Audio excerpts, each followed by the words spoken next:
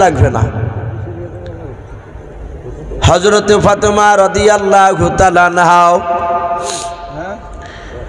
উনি ডাক দিয়ে বলেন, খাব্বাব আমার ভাই কোরআনকে চিনে না, কোরআনকে অবমাননা করবে, কোরআনটা নিয়ে তুমি আড়ালে চলে যাও ঘরের ভেতরে।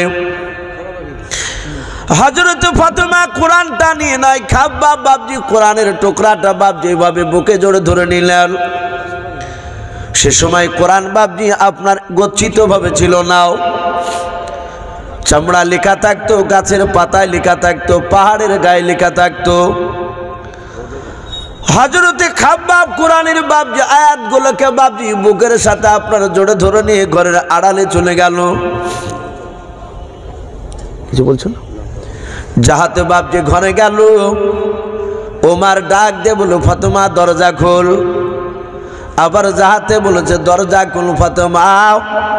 আর তারা স্বামী স্ত্রী দুজনায় চিন্তা করেছে, ভাই আমাদেরকে বোঝার বেঁচে রাখবে নাও, আমাদেরকে মারবে নবীজির কলমা পড়ার জন্য। ওমর তার বোন দরজা খুলতে দেরি হয়েছে বলে বাবজি লাত মেরে দরজাটা ভেঙে ফেললাও। এখনকার মতো সিমেন্ট বালি দিয়ে বাবজি আপনার সেই সময় দরজা করা ছিল নাও। যাহাতে বাবজি পায়ের লাত মেরেছে, দরজা ভেঙে গেল। ওমর ঘরে বাবজি তলোয়ার হাতে করে নিয়ে ডাক দিয়ে বললাও, দৌড়ে গিয়ে তার আপনার দোলাভাই শহীদের বাম হাত দিয়ে দড়িখানা ধরলাও। দাড়িখানা খেয়ে বাম হাত দিয়ে ধরার পর ডাক দিয়ে বলেছিল, ভাই শুনলাম তুমি নাকি কলমা পড়ে নিয়েছো, বলো কলমা যদি পড়ে নাও তাহলে তোমাকে মারবো আর বেঁচে রাখবো নাও। এই ভাই নালে তুমি এখনই কলমা ছেড়ে দাও। শহীদ বাবজি সিংহের মতো গর্জন দিয়ে বলেছিল, ওরে ওমর ভাই শুধু আমি একাই নয়, তোমার কলিজার টুকরা বোন ফাতেমা শুধু শুনে নাও, আমরা স্বামী স্ত্রী দুজনায় নবীজির কলমা পড়ে মুসলমান হয়ে গিয়েছি। ওমর আরো বাবজি রেগে গেল। ওমর বাবজি তার নিজের দোলা ভাইয়ের দাড়িখানাকে ধরে বাবজি টান মেরে ঝাঁকটা মেরে মাটিতে ফেলে দিলাও। হযরত ওমর দুলো ভাই আগলাতে পড়ে গেল। আগলাতে বাবজি পড়ে যাওয়ার পর ওমর বাবজি পায়ে আপনার নয়, তার বুকের ওপর দাঁড়িয়ে পা দিয়ে লাত মারতে লাগলো আর তলোয়ারের উল্টা পিঠ দিয়ে বাবজি আঘাত করতে লাগলো। ডাক দিয়ে বলে, ভাই কলমা ছেড়ে দাও। বলো কলমা ছাড়বে খেলাও।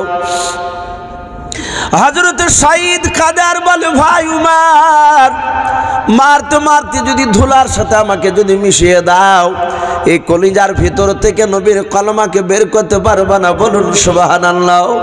হযরত বাবজি আপনার ফাতেমা তাকে দেখলাও, আমার স্বামীকে আমার ভাই মারতে মারতে মেরে ফেলবে, রক্ত ঝরতে লেগেছে। হযরত ফাতেমা দৌড়ে গিয়াও নিজের স্বামীর বুকের ওপর শুয়ে পড়ে বলেছিল, ভাই আমার স্বামীকে মেরো না, আমাকে মারো, স্বামীকে ছেড়ে দাও। হযরত বাবজি ওমর এত অন্ধ হয়ে গিয়েছিল, তার দিলটা পাথরের মতো শক্ত হয়ে গিয়েছিল রে বাবা।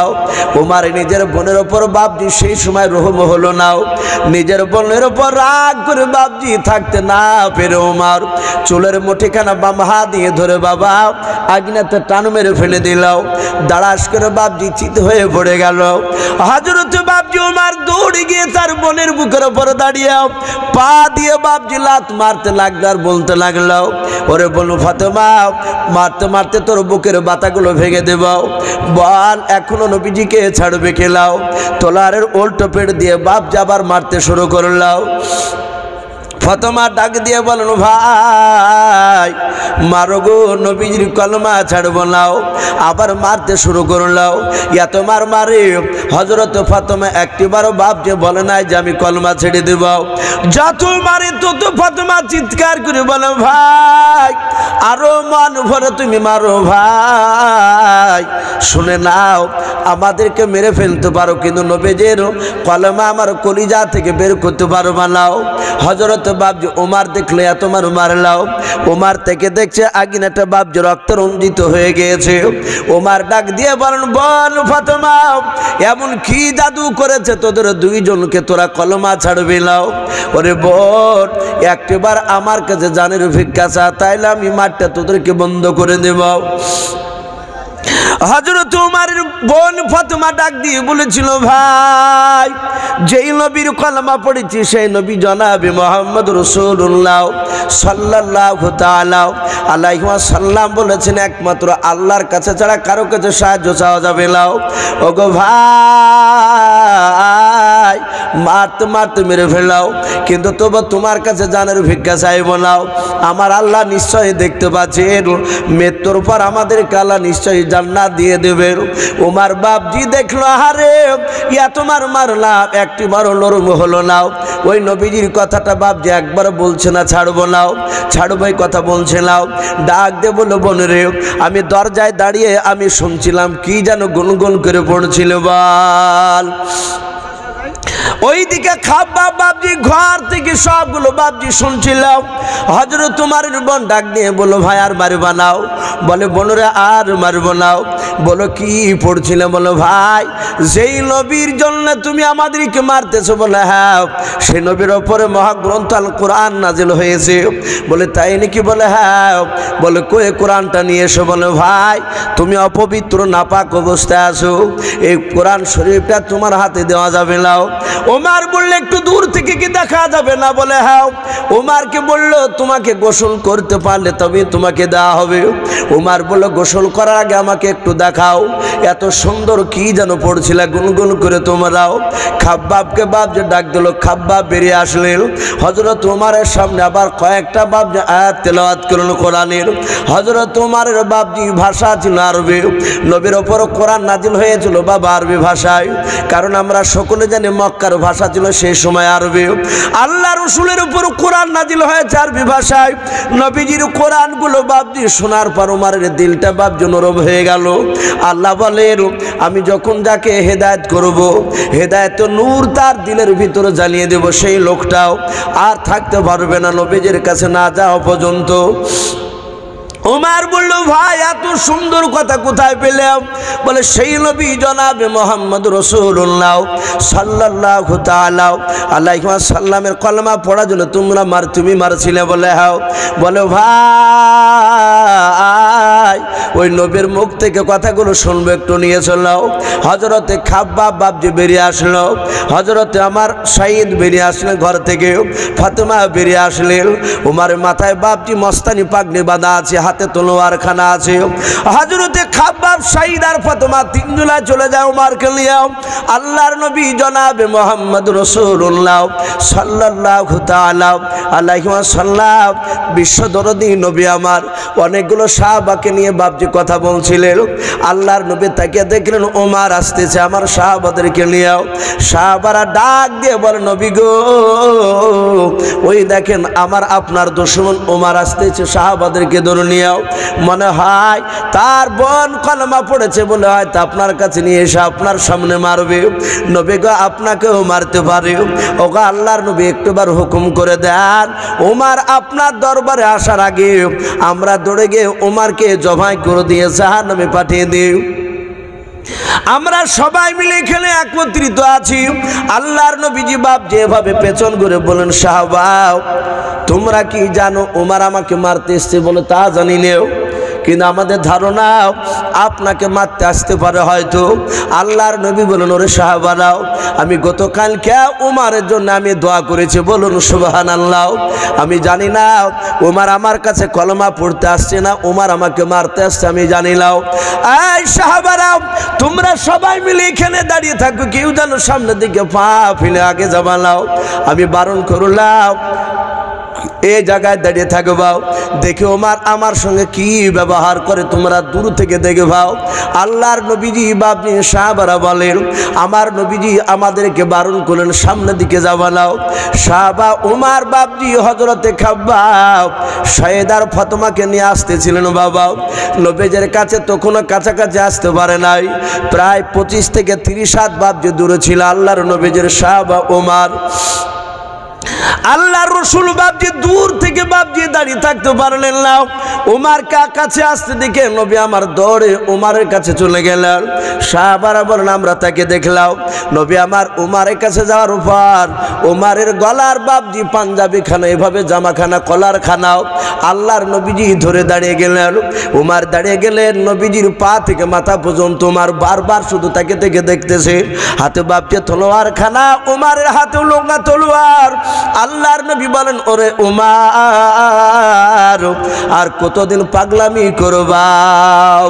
আল্লাহ রাসূল আবার ডাক দিয়ে কলার খানা ধরে বলেন উমার ওই দেখো তোমার সাথী ভাইরা, শুধু তোমার ভয়ে কলমার দাঁত প্রকাশে দিতে পারি না রে ভাই উমার।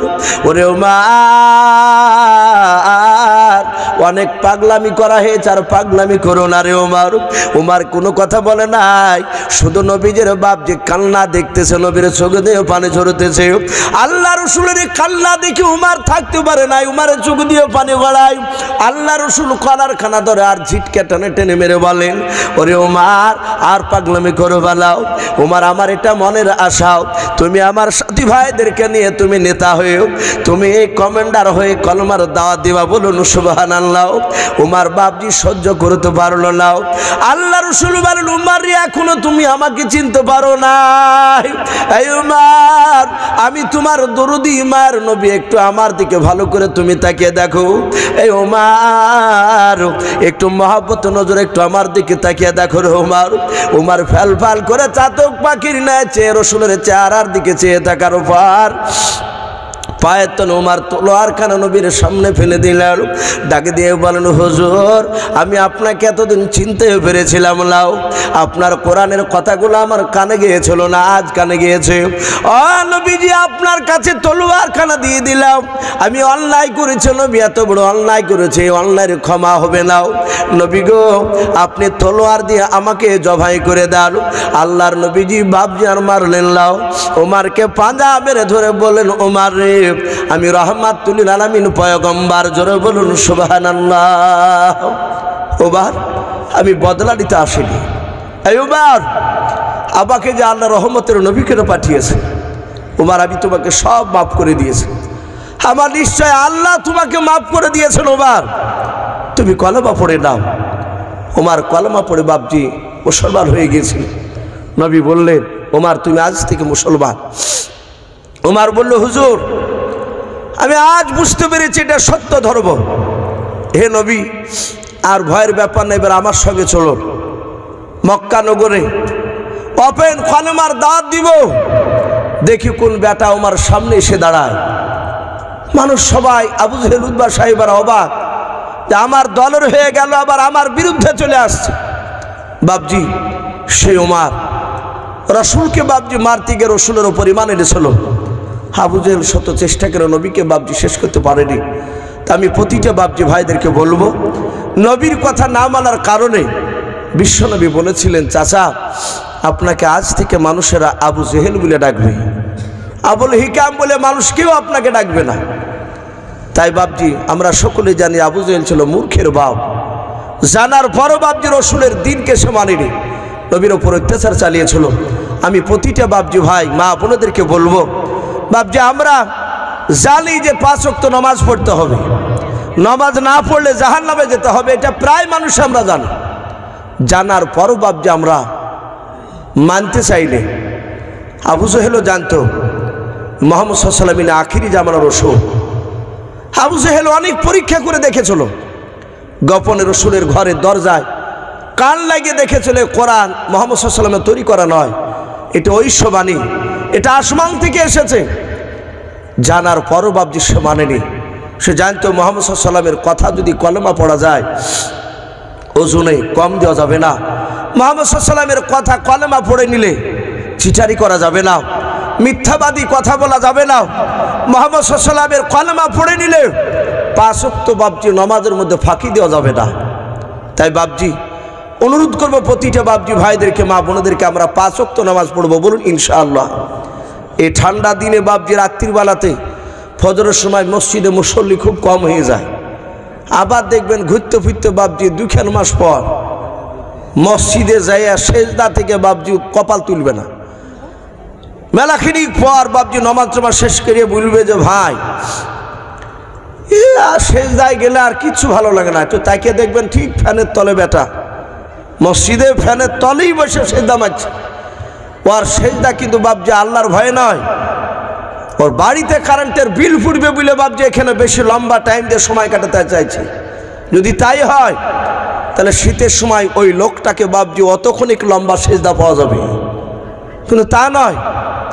শীতে অনেক মুসল্লি নাই, আবার দেখবেন গরমের সময় নতুন নতুন বাপজি যারা বাদ দিয়ে দিয়েছে 6 মাস আগে তারা আবার বাপজি নতুন করে নামাজের দিকে যাবে। বাপজি অনুরোধ করব, নামাজ এত গুরুত্বপূর্ণ। আমার বিশ্বনবী দরুদ নবী বলেছেন নামাজবিহীন কোনো মানুষ জান্নাত যেতে পারবে না। জোরে বলুন সুবহানাল্লাহ। নামাজ পড়াই লাগবে। তাই প্রতিটা মানুষ বাপজি নামাজ আমরা পড়ব। নামাজ এত গুরুত্বপূর্ণ। বলা হয়েছে মানুষ যখন মৃত্যুবরণ করে ছটফট করছে, তার মুখ দিয়ে বাপজি ফেফড়া ওঠে না, অনেক সময় ঘড়ঘড়ি উঠে যায়, কিন্তু সে তাকায় চোখ দুটো ডাইরেক্ট হয়ে গিয়েছে, সে কথা বলতে পারে না। তখন অনেকে বাপজি চামচ চেকেরা পানি দেয়, তোর মুখে পানি দেয়, শরবত দেয়, এই করে পানি দেয়, কিন্তু তার 2 কষা দিয়ে মুখের 2 সাইড দিয়ে বেরিয়ে যায়। বলা হয়েছে ওই সময় তো লোকটাকে পূর্ব পশ্চিম করে শুয়ে দেন, পশ্চিম দিকে পা করে দেন, ওর জান এখনো বেরোয়নি, হয়তো কথা বলতে পারছে না, তার ভিতরে জ্ঞান আছে। অনেক মানুষ নড়াচড়া করতে পারে না, তার ভিতরে জ্ঞান থাকে। বলে তার যদি ভিতরে জ্ঞান চলে আসে হয়তো ইশারায় নামাজের টাইম হলে হয়তো নামাজ পড়বে। বলুন সুবহানাল্লাহ। তখনও নামাজ মাপ নাই যদি তার জ্ঞান ভিতরে থাকে। এই জন্য বাপজি খুব সাবধান। আজ দুনিয়ার পরিস্থিতি বাপজি ভালো নাই, তা আমরা সকলেই জানতে পারছি। আজ গোটা পৃথিবীতে বাপজি অশুভ শক্তির বাপজি শক্তি ছাড়া দিয়েছে, এটা সকলেই জানতে পারছি। আল্লাহ বলেছেন তার রাসূল যে আমার আল্লাহর কাছ থেকে যখন বান্দারা দূরে সরে যাবে তখন আল্লাহ রাব্বুল আলামিন তার কওমের মধ্যে থেকে বাপজি এমন একটা জালেম বাদশা খাড়া করবে, দিয়ে বাপজি শাস্তি করাবে। আমাদের বাপজি সামনে দিন খুব খারাপ ঘনিয়ে আসছে, একটাই শুধু বাপজি আমরা নামাজ থেকে দূরে সরে গেছি। আজই একটা আমার ভাই গল্প করছিল, সকালবেলায় একটা লোককে নিয়ে যাচ্ছে, সে কোনোদিন রোজা রাখে না, রমজান মাসে রোজা রাখে না। তো বলে যাচ্ছে, যে বলে বলছে আমার ভাইকে যে চাচা আবা তো রোজা চলে আসলো। তখন বলছে যে আবা আসলো মানে রোজা, আদৌ রোজা করে না, কিন্তু ইফতার করে, ও দাঁতন করে, মানে একটু মোড়ল টাইপের মানুষ, প্রেস্টিজের ব্যাপার। লোকে যদি বুঝে নেয় যে রোজা করে না, কিন্তু বাড়ি আসন পাশ লোকরা জানে যে রোজা করে না। তা এই রমজান মাস যাহা তার সামনে বুলিয়েছে, বলছে আবার সামনে আসছে, আর বেশি দিন না, বলছে আবার চলে আইলো, মানে এতই কষ্ট। তাই বাপজি আমরা রোজার জন্য দোয়া করব, বলুন ইনশাআল্লাহ। আল্লাহ রাসূল রজব মাস থেকে দোয়া করতে, হে আল্লাহ তুমি রজব মাসে আল্লাহ তুমি বরকত দাও, শাবান মাসে বরকত দাও, এবং রমজান মাসটা যেন পরিপূর্ণভাবে যেন রোজা করতে পারি। বলুন আল্লাহুম্মা আমিন। আল্লাহ রাসূল দোয়া করতে, আমরা একজন এখন পর্যন্ত দোয়া করিনি। ওই মেয়েরা শুধু বলা বলি করছে, মা বোনেরা হ্যাঁ আবার রোজা আসছে, ইনশাআল্লাহ রোজা করব। আমাদের অনেকের মনেই নাই। তাই বাপজি আমি আপনাদের সকলকে বলবো, রমজান মাস আসছে, আমরা এখন থেকে একদম ওয়াদা করব, হে আল্লাহ 30টা রোজা যেন আমরা করতে পারি, সে তৌফিক দেব। বলুন আল্লাহুম্মা আমিন। এই রমজান মাসে রোজা অনেকেই করতে পারবো না বাপ, ইনশাআল্লাহ আমরা রোজা রাখবো, 5 ওয়াক্ত নামাজ পড়বো। বলুন ইনশাআল্লাহ। তো ভাই যাই হোক, আমি আর লম্বা চড়া করবো না, আমরা একটা ছোট্ট একটা আমি আপনাদের সামনে নাত পড়ে ইনশাআল্লাহ দোয়া হবে। প্রায় 11টা বাজতে চলল। জকুতে করে নবীর ঘরে অগ আম্মা বিটিতে, অগ আম্মা বিটিতে, কাহার আগে কে যাবে সেই খোদার জান্নাতে। মা আয়েশা কয় ফাতেমা অগ জোহরা, আমি জিনার সঙ্গে নিশে আল্লাহর পিয়ারা। পিতা আমার আবু বকর প্রথমে ইমানদার, প্রথমে ইমানদার, সব বিবিদের চেয়েও বেশি আমার অধিকার। আমার কাছে হাদিসিয়াত, আমার কাছে হাদিসিয়াত নাই কাহর কাছে, অগনাই কাহর কাছে। কাহার আগে কে যাবে সেই খোদার জান্নাতে। এবার মা ফাতেমা তো জোহরা বলে, মা ফাতেমা বলে ও মা ঠিক বলেছ, মা ফাতেমা বলে ও মা ঠিক বলেছ, এত কথার মাঝেও তুমি আসল বলেছ। তোমার কাছে হাদিসি আছে, তোমার কাছে হাদিসি আছে, আছে বিপন গরু, নাই যে তোমার আছে আমার নাবির দেহের খুন। কেমন স্বামীর খুনকে তুমি রাখবে পিছেতে, অগ রাখবে পিছেতে। তোমার আগে জান্নাত যাব আব্বা জান নবী বলেন যে, যুকুতে করে নবীর ঘরে অগা আম্মা বিটিতে, অগা আম্মা বিটিতে। কাহার আগে কে যাবে সেই খোদার জান্নাতে। ভাই বেশ কিছু কথা আলোচনা করেছি, বলার মধ্যে ভাষার মধ্যে যদি ভুল হয়ে যায় সকলে ছোট ভাই কিংবা ছোট ছেলে সবাই ক্ষমা করবে। আল্লাহ যদি বেচারে খাবার হয়তো কোনো দিন দেখা হবে ইনশাল্লাহ। এ বলে আমার বক্তব্য শেষ করলাম। আখিরি দাওয়ানা আনিল হামদুলিল্লাহি রাব্বিল আলামিন। হুজুর দোয়া করে দেন। আসসালামু আলাইকুম ওয়া রাহমাতুল্লাহি ওয়া বারাকাতুহু। মানুষ যারা আছি আমরা চলে আসি ভাই, দোয়া হবে। আজকে আলহামদুলিল্লাহ রাসূলুল্লাহি গ্রামে খুব ভালো জলসা হলো। আমাদের ছাত্রদের প্রতিযোগিতা, কোরআন কেরাত, গজল, বক্তব্য, বিভিন্ন কুইজ ইত্যাদি নিয়ে আলোচনা হয়েছে। আজকে প্রথমেই ধরতে হবে আমাদের এই জলসাটা। খুবই আমাদের উদ্যোগ ছিল আলহামদুলিল্লাহ, যথেষ্ট মেহনত পরিশ্রম, টাকা পয়সা, যুক্তি পরামর্শ দিয়ে আজকে এই জলসা যেন করা হলো। ইনশাল্লাহ আবারও যদি আল্লাহ পারে হবে, আমাদের চেষ্টা উদ্যোগ থাকলে ইনশাল্লাহ অবশ্যই হবে। তো ভাই কমিটির ছেলেদেরকে বলবো আসি, আমরা যারা অংশগ্রহণ করেছি সকলকে বলছি, যারা আছি দুরুসুবি আল্লাহুম্মা সাল্লি আলা মুহাম্মাদিন ওয়া আলা আলি মুহাম্মাদ কামা সাল্লাইতা আলা ইব্রাহিম ওয়া আলা আলি ইব্রাহিম ইন্নাকা হামিদুম মাজিদ। আল্লাহুম্মা বারিক আলা মুহাম্মাদিন ওয়া আলা আলি মুহাম্মাদ কামা বারাকতা আলা ইব্রাহিম ওয়া আলা আলি ইব্রাহিম ইন্নাকা হামিদুম মাজিদ। আল্লাহুম্মা আমিন। আল্লাহুম্মা আমিন। বিসমিল্লাহির রহমানির রহিম। আলহামদুলিল্লাহি রাব্বিল আলামিন। আর-রাহমানির রহিম। মালিকি ইয়াউমিদ্দিন। ইয়্যাকা না'বুদু ওয়া ইয়্যাকা নাস্তাঈন। ইহদিনাস সিরাতাল মুস্তাকিম। সিরাতাল লাযিনা আন'আমতা আলাইহিম গায়রিল মাগদুবি আলাইহিম ওয়ালাদ-দাল্লিন। রব্বানা যালামনা আনফুসানা ওয়া ইন লাম তাগফির লানা ওয়া তারহামনা লানাকুনান্না মিনাল খাসিরিন। লা ইলাহা ইল্লা আনতা সুবহানাকা ইন্নী কুনতু মিনাল যালিমিন। বিসমিল্লাহির রহমানির রহিম। আলিফ লাম মিম। আল্লাহু লা ইলাহা ইল্লা হুয়াল হাইয়ুল কাইয়্যুম।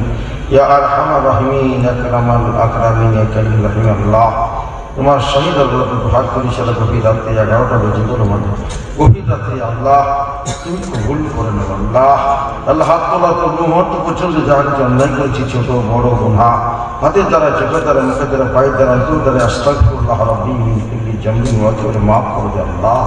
ইয়া আল্লাহ আমাদের জলসা সভাকে কবুল করে নে আল্লাহ। ইয়া আল্লাহ আমাদের বক্তাদের কবুল করে নাও, শ্রোতাদের কবুল করে নাও। আল্লাহ মাবুন অনেক শ্রোতা শেষে তাদেরকে কবুল করে নাও। যুবক যুবতীদের তুমি কবুল করে নাও। আল্লাহ জলসার মাহফিলকে তুমি কবুল করে নাও। বসতকারী গ্রামের মা বোনেরা, ভাই